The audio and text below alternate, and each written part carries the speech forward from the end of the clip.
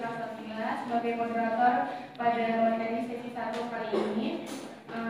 Dan beserta rekan-rekan saya ada Mas Fahri Al-Bukhari sebagai penyaji, Mas Muhammad Raja sebagai pembahas 1, Mas Rudolfo sebagai pembahas 2, dan Mas Andika Bagasraya sebagai juru kamera.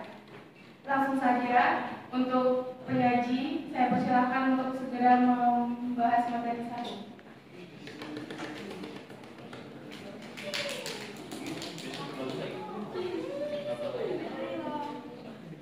Assalamualaikum warahmatullahi wabarakatuh.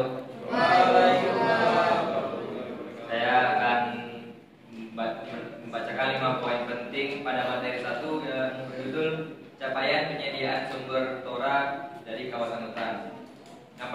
Yang poin pertama itu ada penyediaan tanah objek reforma agraria atau tora. Penyediaan tanah objek reforma agraria mencakup penyediaan lahan dari kawasan hutan melalui pelepasan untuk pertanian, perkebunan, serta permukiman perusahaan perkebunan yang memperoleh pelepasan wajib menghasilkan 20% dari lahan tersebut untuk tora. Nah, yang poin kedua itu ada penataan kawasan hutan.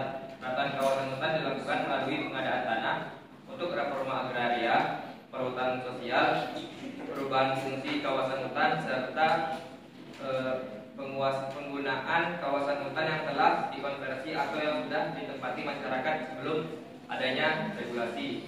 Yang ketiga ada penyelesaian sengketa dan konflik pertanahan. Reforma agraria itu bertujuan untuk memberikan kepastian hukum bagi masyarakat yang telah menguasai lebih dari 5 tahun dengan luas maksimal 5 hektar. Jika memenuhi kriteria tertentu, mereka dikecualikan dan sanksi administratif dan tanahnya akan ditata ulang sesuai dengan aturan. Yang keempat itu ada redistribusi tanah dan sertifikasi hak tanah. Setelah tanah dikategorikan sebagai tora, pemerintah melakukan redistribusi pada masyarakat, memberikan sertifikat hak atas tanah melalui ATR BPN.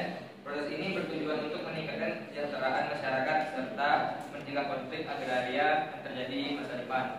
Yang kelima itu yang terakhir ada tim percepatan reforma agraria atau TPRA.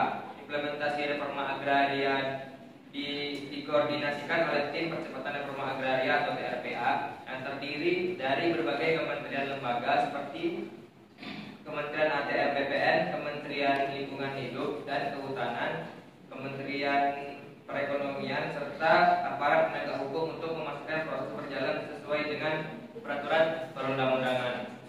Mungkin sekian, saya kembalikan kepada moderator. Terima kasih, Pak. Terima kasih kepada penyaji 1 yang telah mengungkapkan materinya. Langsung saja untuk pembahas 1 untuk memberi komentar pada materi 1 kali ini.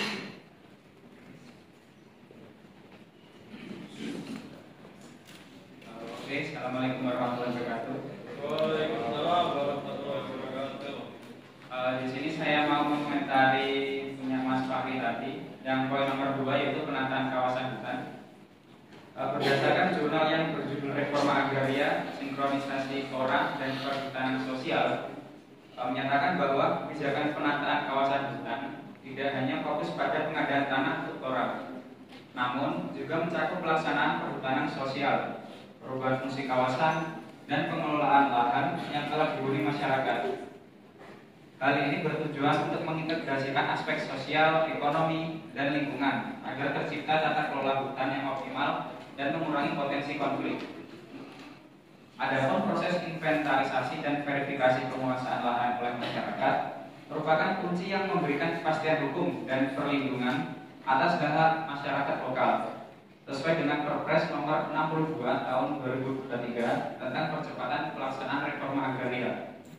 Dan dengan perhutanan sosial, masyarakat tidak hanya menerima manfaat dari redistribusi tanah, tetapi juga berperan langsung dalam pengelolaan dan pelestarian hutan.